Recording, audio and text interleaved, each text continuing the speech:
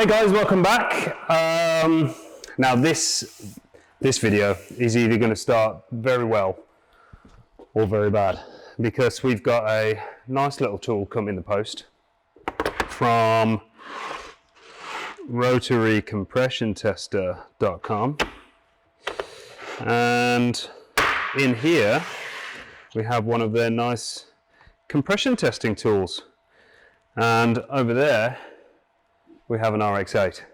Now, this RX8 we've had for a few years. We bought it for pence, and it was just a bit of a take it on track days, see how long it lasts, have a bit of fun, not worry about it. If it blows up, throw it in the bin. But it's lasted us like 2 years now. We've probably done about 10 track days, maybe, something like that. And it just keeps going. It's had a few problems. We've been through 2 radiators. The one that was on it had a hole in it. And then we popped one on a track day. It had an intermittent power steering issue, but that was because the overflow was leaking onto the plug. The rear springs were snapped when we bought it, so it's got upgraded springs. We've upgraded the brakes. It's all stripped out inside, so it's just 2 front seats and a snap-off steering wheel. And we've got an air filter on it. And that's about it. We just send it, really.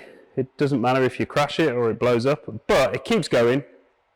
So it's kind of getting to the point where I think we're going to replace it with a Mark III MX5, because they're becoming cheap, and we think possibly a popular budget track car, especially if you've got a bit more of a budget in the bank and you want to throw a turbo on them. So either it gets good results today and we sell it or maybe keep it, or it gets bad results today and we just send it to that big scrap heap in the sky.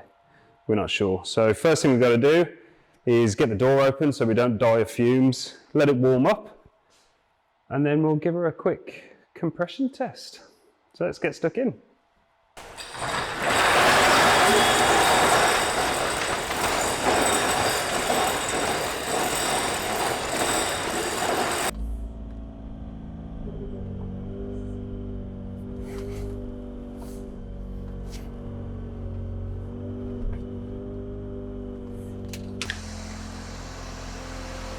So here she is.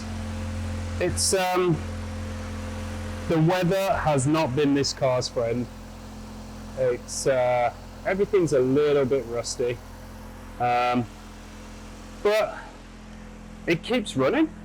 Do you know what? It's having not driven an RX8 much before we got this car, I really like it. It's completely gutless, but on a track day they are so much fun, because you are kind of as fast as, say, a Clio 182, something around that kind of lap time, and you're just full throttle all lap. So it'd be nice if we could keep it running for a little bit. It's got a small oil leak that seems to be coming from the sump, but we can sort that. So let's let it get warm and get the tester out.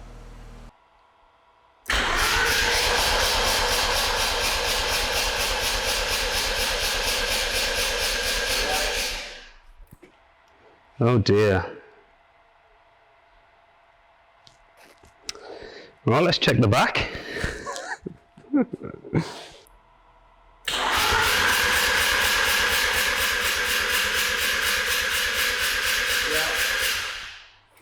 Just holding it together.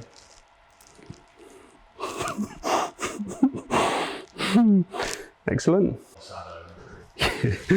So that's the compression test done. It wasn't good. I think we've got 1 track day booked in August with it, so hopefully it doesn't die. But I think that's all we'll get out of it. So if you don't know anything about compression test numbers for these, anything around 7 bar is all right. That's okay. Obviously we were high 4s and low 5s, which is bad. So that's kind of getting to the point of, yeah, it's bad. It's bad. So yeah, there's not much life left in it. But we'll do the track day in August in it, and we'll send it to the big scrap heap in the sky, I think. But we've got plans for its replacement. Hopefully we've got a nice Mark III MX5 coming soon, which we plan on doing a nice little build series on. So the MX5 Mark III, they're getting cheap. They look to be a good little budget track car for a few grand. Plans are to hopefully assemble some kind of turbo kit for it as well, which will be fun. But yeah, so that's the RX8 bad news out of the way. We're going to call it a night for tonight. After that, I'm not really in the mood for making anything. But next we've got to start the fuel cell frame on that. So let's get stuck into that, shall we?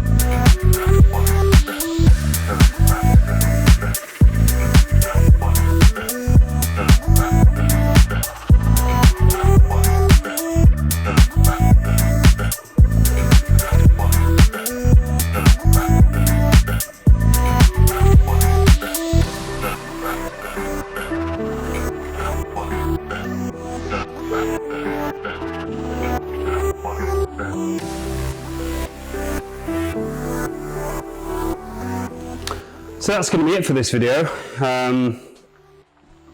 Yeah, we've got some of the new pieces in for the floor. Now these have all got to be properly stitch welded, and once the front half is done and once I've decided what the hell I'm going to do with the back, because it's a very weird shape, it'll all be fully welded and then zinc primered, and then we'll have a nice new run of seam sealant all the way around, which is like panel sealant, kind of like this stuff that you see here.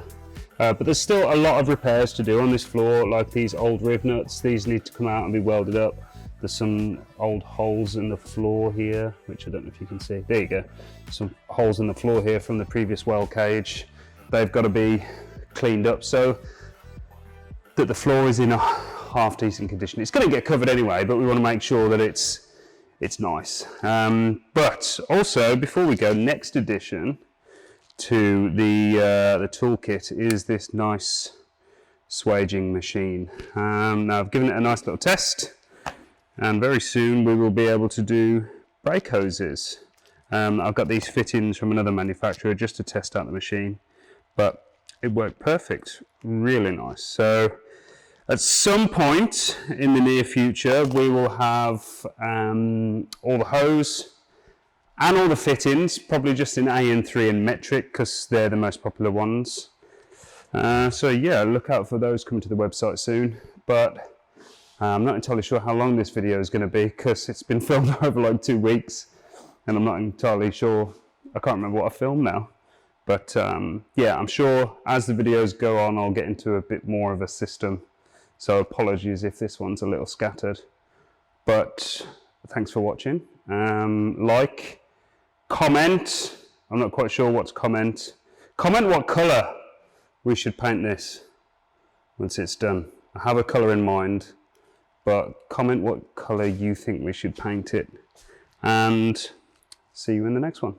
Thanks.